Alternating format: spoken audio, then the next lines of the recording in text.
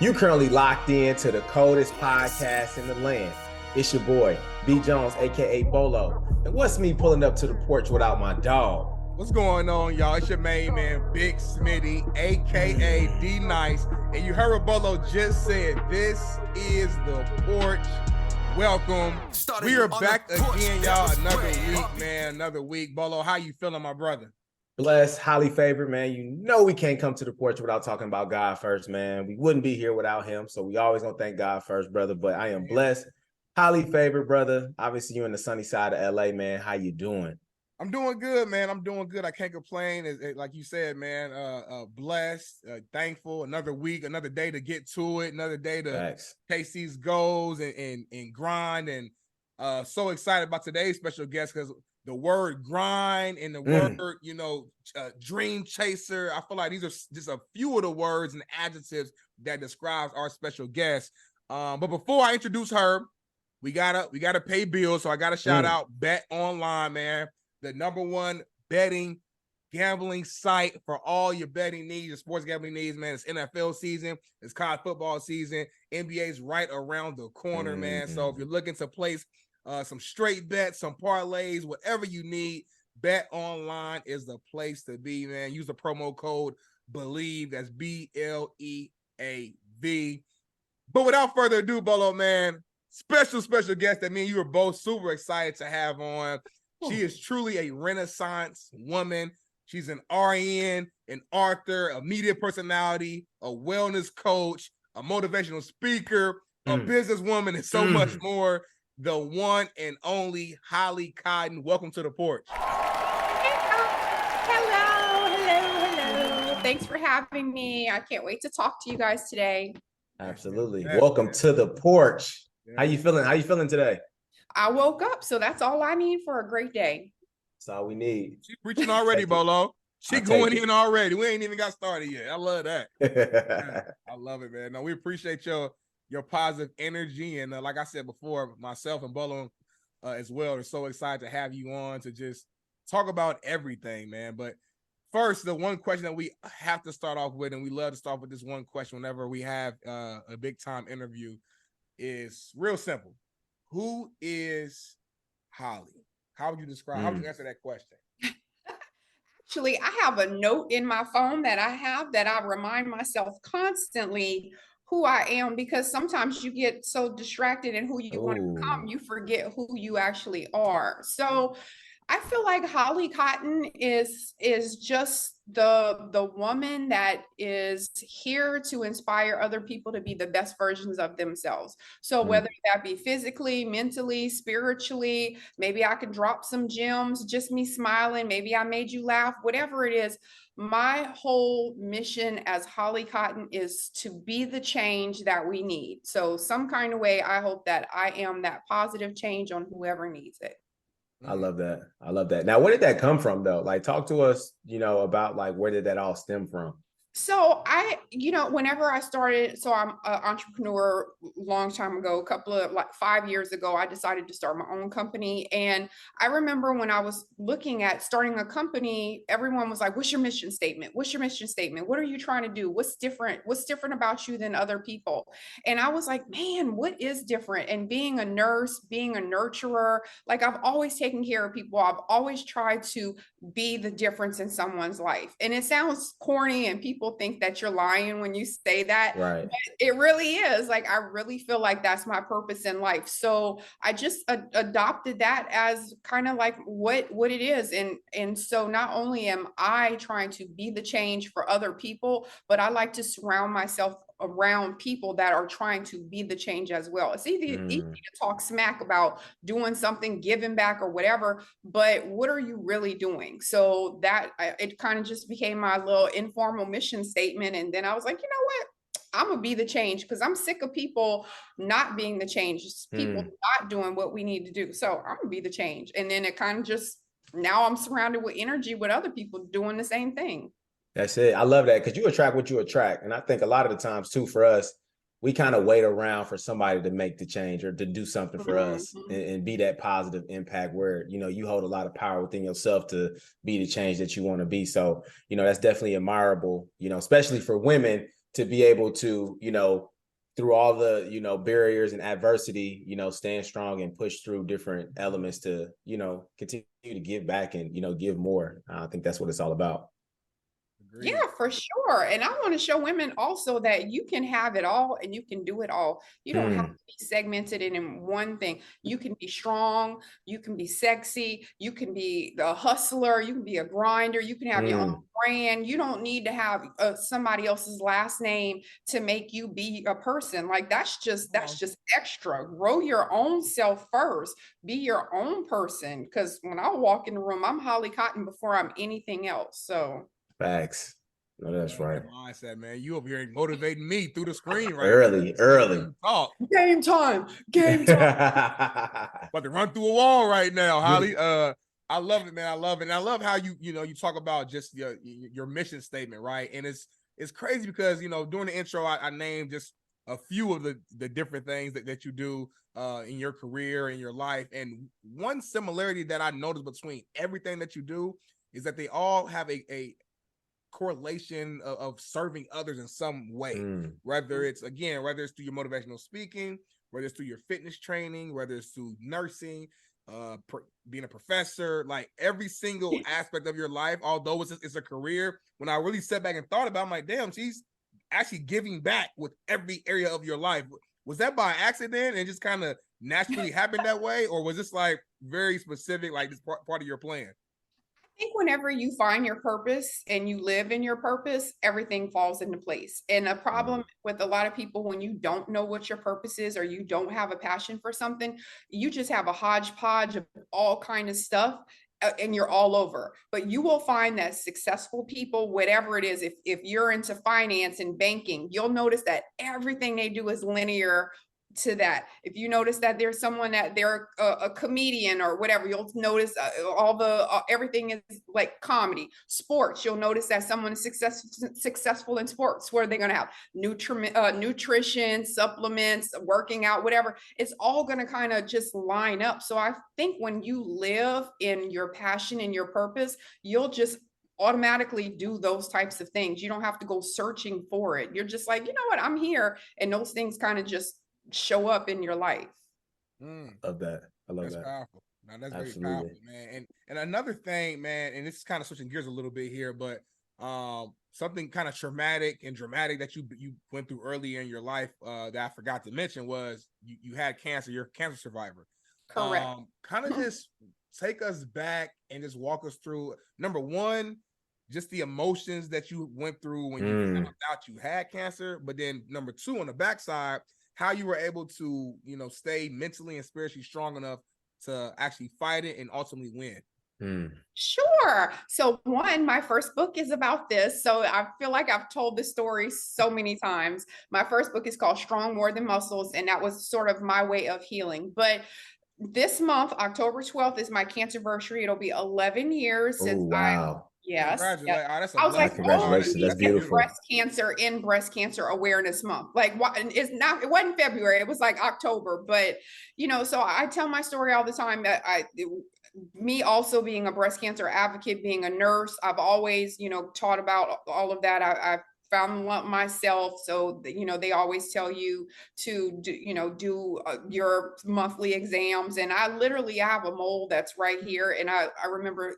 so vividly, it was like yesterday, I got out of the shower and I had a mole and I did like this to look at, like sometimes you see a skin something. When I touched it, there was a lump right there. And I was like, oh my God, I got cancer. And so everyone is like, they were like, no, it'll be fine. But me as a nurse, I just knew where it was, how it felt. Like I knew what it was. So I went through the whole 2 weeks of the testing and the biopsy and then everything. And then October 12th is the date that I got the call. And it was my doctor. And she was like, you got cancer. And she was like, you got cancer.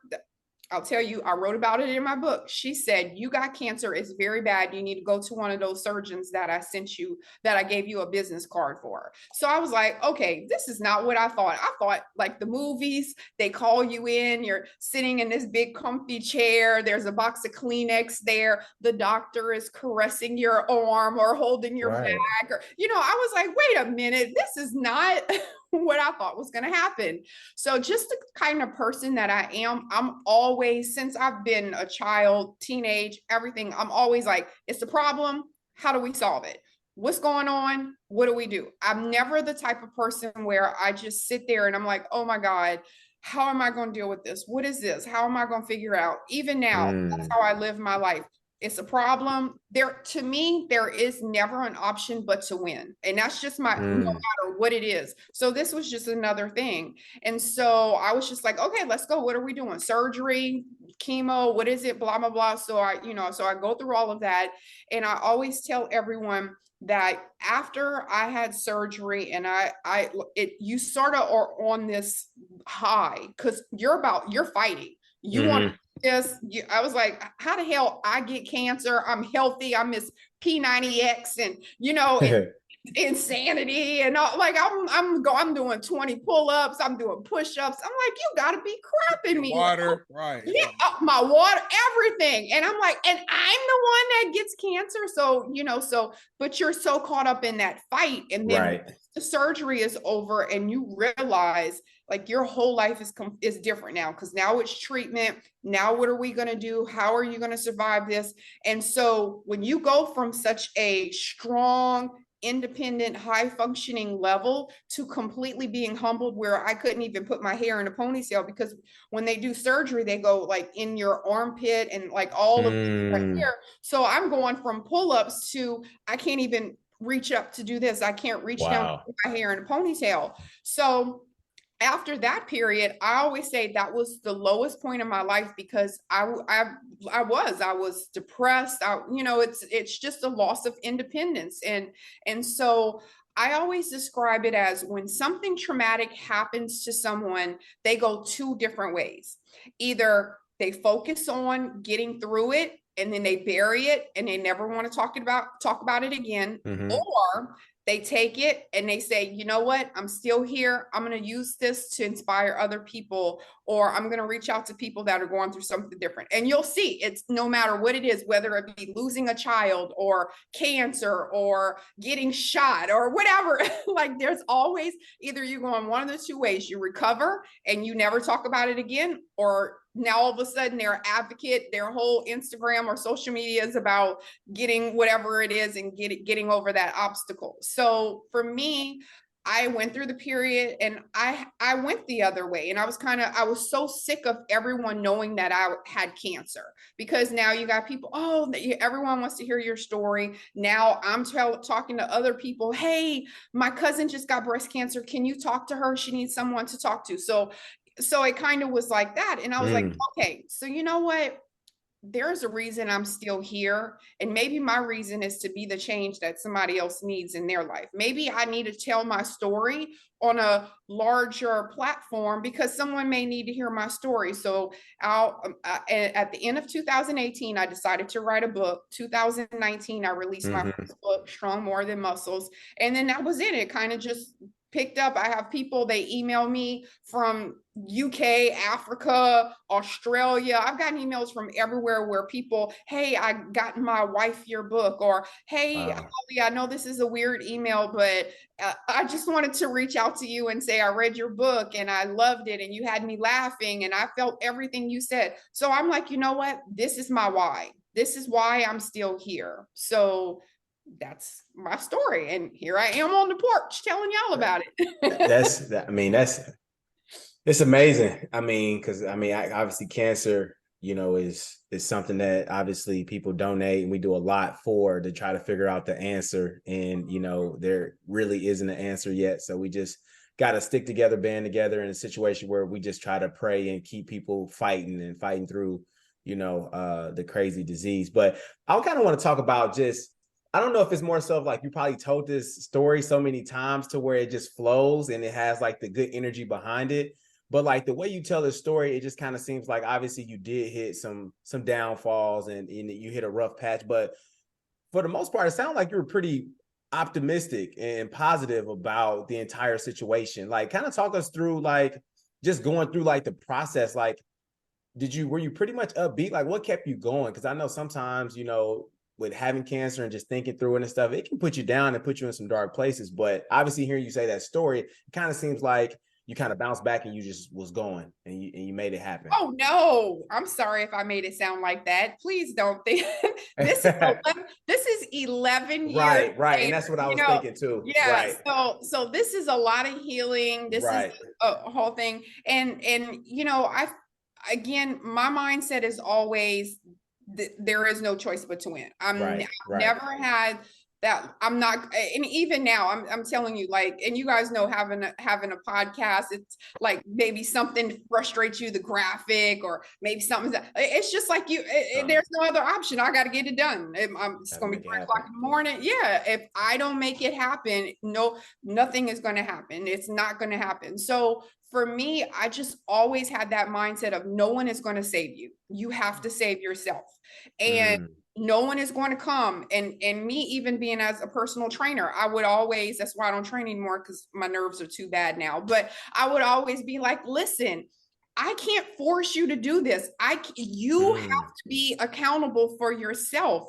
And people think accountability is only when you have certain things like working out, eating right, or a job, or you have certain criteria. Accountability for your life means accountability for everything. Your mental status, what's your mental health, what's your physical health, what are you doing to yourself? It's not just a project and now I'm holding myself accountable. So for me, I was like, Holly, get it together. Okay. Yeah. You don't went through this, you depressed. Okay. What are you going to do? You have kids, you have a dog, you have bills. Like, you can't just sit around and mope around and whatever. And so, and I remember, so I had my first surgery in November of 2012, second surgery, December 2012. And then I remember I gave myself like 2 months to get it together. And I actually signed up for a mud run that was in March of 2012. And I was like, I remember my doctor, she's like, yeah, you can work out now. You can, keep it, whatever at a normal level or whatever. And I remember I was like, you know what, I'm going to do a mud run. And so I started I remember when I tried to do a push-up and all my arms and my chest, they was burning so bad. And I literally was like bawling in my living room. And I was like, okay, so you know what? Here's the thing. Sometimes you can't go back to who you were after something. But guess what? You can be the best version of who you are right now. So I was like, you know what? I will never be able to do a pull-up again. I'll never be able to do a push-up again, but I'm going to be the strongest version of Holly right now. So for me, I was like, you know what? Okay. And even now, I don't do a pull-up. I can't do a push-up, but I'm gonna pull a truck. I could pull a tractor. I could flip a tire. There's so many other things that can define me being strong other than what I thought was strong before. So that's what I had to do. Where am I now? What are the things that I can do now and I can do well now? And then when you get into that mindset, you realize like, God, okay, so instead of me being depressed about what I can't, let me be happy about what I can. And yes, and not only that, but I'm going to be super rough on the things that I can do, because I'm about to boss that up on this side now. And then once you do that mindset shift, I think that it just helps you, heal mentally, physically, and spiritually. I need to call you every That's morning. Real game. No, for real. I'm just calling you before I start my day. It's like, Holly, talk to me. And just whatever you say, I'm just because like, golly, this mindset is testimony. On a serious note, it's so powerful though, because I'm sure there's tons of listeners right now that's tuning in and they're going through whatever battle that they have in their life, and they might be down and out and feeling sorry for themselves, and it might be warranted. We get it, but like you said though, in life, and something that our strength coach would always tell us, unfortunately, nobody really cares. Cares about your problems. Did you get the job done or did you not? It's a results-oriented business and a results-oriented life. You know what I'm saying? Like you said, you got kids, rent is still due, mortgage, whatever the case may be. It has to get done regardless of what I'm going through. So I either got to just basically give up, so to speak, or figure it out, even throughout whatever trial tribulation I'm going through. And just seeing your mindset and your focus, and it's so special, and it really gives me more information and really makes everything you're doing make sense. You know what I'm saying? Like, I understand why you're so successful in all these different areas of your life. So, but that's your accountability. Like I was just saying, like that's accountability. So like you said, your coach was like, hey, this or that, like those are tangible results. I have accountability. I'm not going to lift this weight if I don't do this. And a lot of times people, whenever you're talking about things like depression, mindset, motivation, whatever, because it's not a tangible thing, I can't see it today. If I make a choice to get up and do something, I'm not going to see those results. Rather than if you have a job and your boss is like, hey, in a business today, you better have this spreadsheet in. That's tangible. I know I have to be accountable. But when you have things that are just off the wall, there's nothing tangible to check in, that accountability is even more important, because now you have to find what are those little things in your life that you aren't paying attention to, or that you are flaking on by not holding yourself accountable.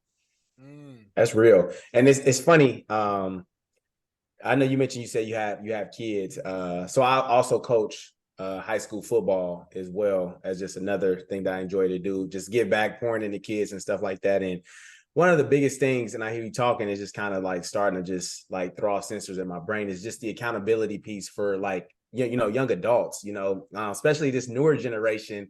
It's a wildfire, y'all, just because, they're in like a microwave type of society where they think everything is supposed to come fast. They don't really know how to pour into themselves the right way. They don't know how to express themselves the right way. So, they go on to do things that they shouldn't be doing and things like that. So I think it comes back to, like you said, it's like creating a standard for yourself, setting that bar and not allowing yourself to go beneath it. And once you kind of put yourself, on that pedestal to no matter who, what, when, where, how, like you always got to meet the standard and know that, hey, if I messed up or I didn't meet the standard, this is what I need to do moving forward to get there. Then you'll be more successful. So that's like the ongoing battle that I'm always having, like, with these kids every day, of just making sure that they understand that the best them is always the best them in all facets of life. So that's real, because now I'm taking those gems from you, Holly, and I'm gonna give them to my kids, when I see them. Yeah, and that's the whole thing. Like I said, people, especially young people, they want immediate gratification. I did this, so I see this. Boom. But those things in life that make you a better person, you will never see that. You will never see it. It's a day-to-day thing. So it's just, you got to pour in every day. So I know it sucks, because sometimes I'm like, I'm doing all of this being good, and what am I gonna get? But I know that it's something is gonna happen. Someone reaches out to me, something happens. Somebody's like, oh my God, I follow you on Instagram you did this, or I love you, whatever. And I'm like, you know what? That's it right there. Wasn't immediate. That makes it worth it. Yes. I'm like, oh. It does get tough though, because sometimes don't it be feeling like the people that's out here doing wrong be the ones winning something. Getting to it. They getting everything. Come on, God. I did what you said, God. I was praying. I'm treating people the right way. I did X, Y, and Z. When's my blessing coming, God?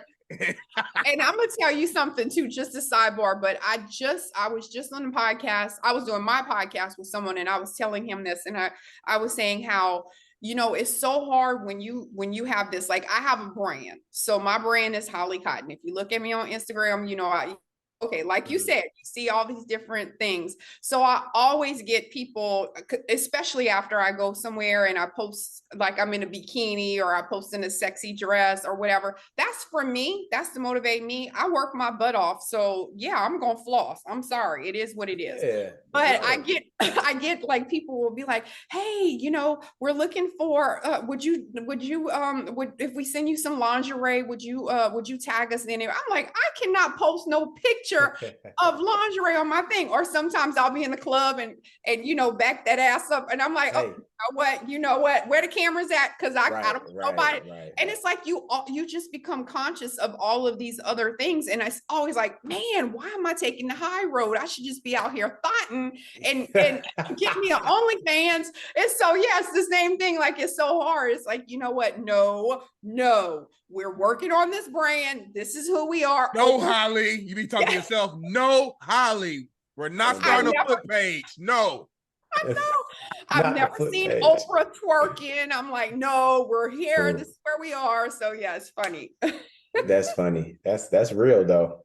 That's real game. It's tough, man. It comes down to discipline. Like I said, none of us are perfect. I'm sure we all got our situation where we might have stepped outside whatever your box is, but it's about just for the most part trying to stay in whatever that brand is of yours. So I know that's a fact. Yeah, for sure. For sure. I'm gonna have to get a wig. I'm gonna get a wig, and I'm starting an alternate. That's it. That's it. Throw some shades on. You know what I mean? Put your hair in a different little thing. Let it ride. Yeah. Because when that ass come on, how you down there gotta let it. I do. But then after the first 10 seconds, I'm like, Somebody judging somewhere. Let me go back to the two-step. I love it, man. So switching gears here a little bit. Obviously, again, I know I keep bringing it up, but it's so amazing how many different avenues that you've created and that you're able to manage. Mm-hmm. My question is, how are you able to balance everything out? And I know you wrote another book for this one as well called Day One, a guide to creating, organizing, and executing any goal, which I'm going to tell you right now, I'm definitely going to buy this book because one of my areas that I lack at is the whole just organization of everything. I do this podcast. I got a morning daily show that I do. I have a 9 to 5 at Fox Sports. Like just so many different things in life that's, getting thrown at you that are all very important to me. And I'm sure others have other things as well. But sometimes it's hard to balance out the time for each area and knowing when to focus on this, when to focus on that. How are you able to do this? Because you're doing like 10 more things than I'm doing. Mm-hmm.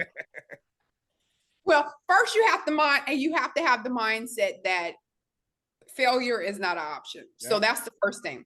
And then I always said, especially me being a nurse coming in, if you've ever had a corporate job, a 9 to 5 job, that you go in and whatever they say you got to give and you got to do to your business or whatever, you do it. So the problem is that we give all these other things all of our energy. You're not going to just let your kid not eat today. You'll not eat for them. Or if you have a project at work, that's your job. You're going to get it done. But then when it comes to ourselves, we let all that go lax. Okay, I wanted to do that, but I ain't got time today. I'm tired today. I mean, working out is one of the biggest things. You see people all the time. Oh, I'm tired. I don't feel like doing it today. Why? If your boss told you had a project due or you had a meeting to go to, you would have figured out how to get to that meeting. But when it comes to ourselves, we always dismiss it. It's not really a priority. Yeah, it's not really that important. So that's one of the things that I do.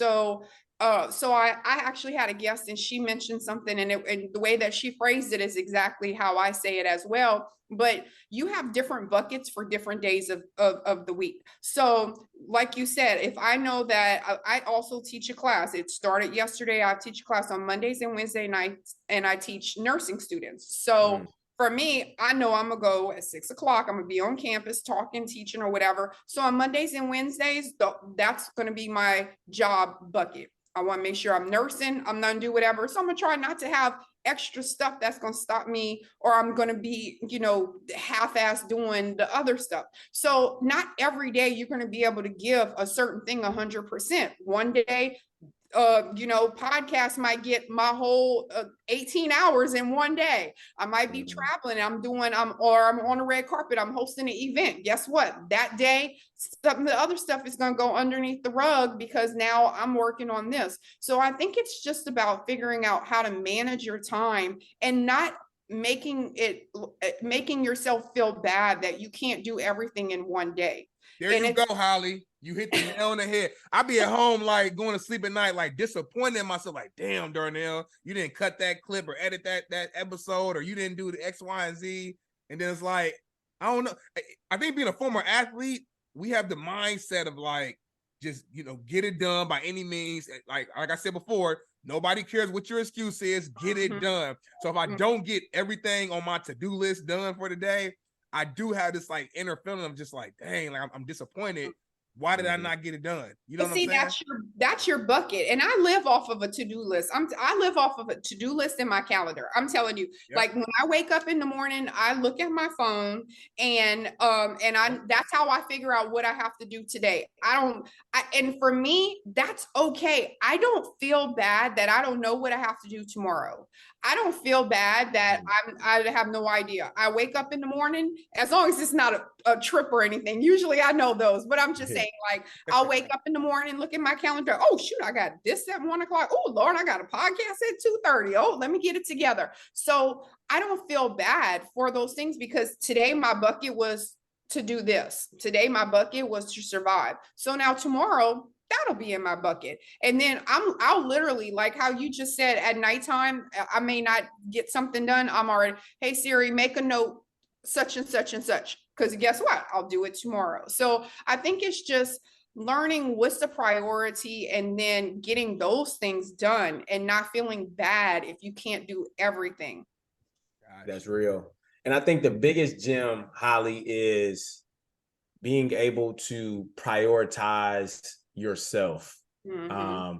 And being a dad, being a husband, being a coach, being like a manager at work, working a podcast, like sometimes we get lost in our identities.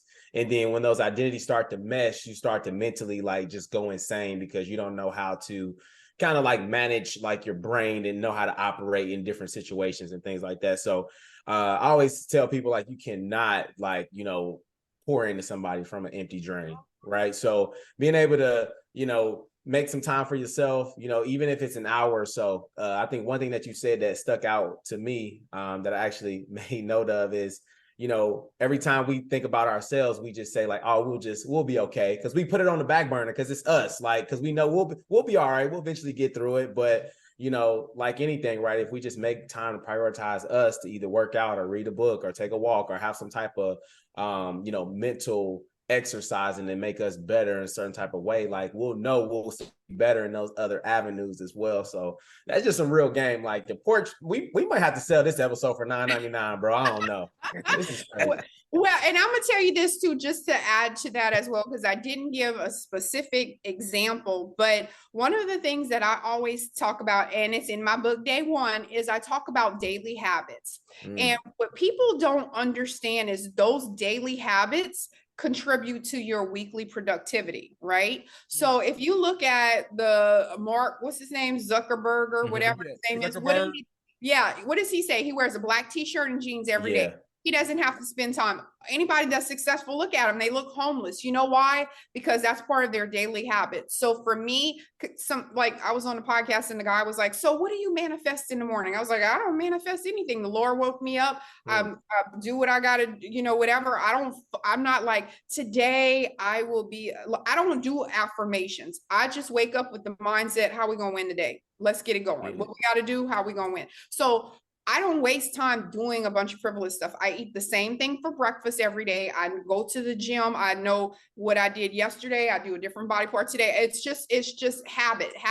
Like everything is habit. I make my bed. I do that. I like structure. There are so many things that are just daily habits in my life. So what happens is that allows me to embrace creativity. That allows me to use whatever I have to think about. I want that to be about something Holly Cotton. What are we doing for Holly Cotton? Because you spend 20 minutes trying to figure out what you're going to wear today, what you're going to do today, what I'm going to eat for breakfast. Oh, I got to go. In the refrigerator, what am I going to eat? Like there's so many little things that you do. I'm going to do the same thing. I'm going to brush my teeth. I'm going to wash my face the same way. I've got everything is just pow, pow, pow, pow, pow. So now when I'm thinking, I'm already, hey Siri, make a note talk about this. Hey Siri, make a note about this. Hey Siri, why don't we add this? So now I'm moving because I didn't waste time sitting around. I will be beautiful today. And that's great for people who need the affirmation. I don't. I get up. My affirmation is God woke me up again today. Get moving. Thanks. Absolutely. No, I love it. Let me ask you this, and I think we always. I think he's thinking hard. He's like, He's like, hold on. I always have like something that pop in my head when I hear our guests talk. Like the brain just get to turning a little bit, right? So obviously a woman of many skill, many titles, right? Obviously prioritizing, everything that you do is very important, right? But then also, what about relationships? How does that play a part in having, daily tasks and obviously worrying about yourself, but then also you're expected to pour into an individual or even your children for that matter as well? Like, how do you try to balance that out? Because sometimes the relationship and like the kids, sometimes they take precedent over a lot of things and we lose ourselves with those type of titles. So, I mean, how does that work in your world? So for me, I think again, it ain't kid bucket today. So y'all, it ain't your day. It ain't your bucket today, Okay. or so I try and do all of these things. And so my kids are older, but we're talking about the last four years from when I wrote my first book to being right an influencer on my third book right now. Like it seems like yesterday. I'm always like, wow, this really been only 4 years. Because before that, I was just Nurse Holly. So for me, it's just about this ain't your bucket today.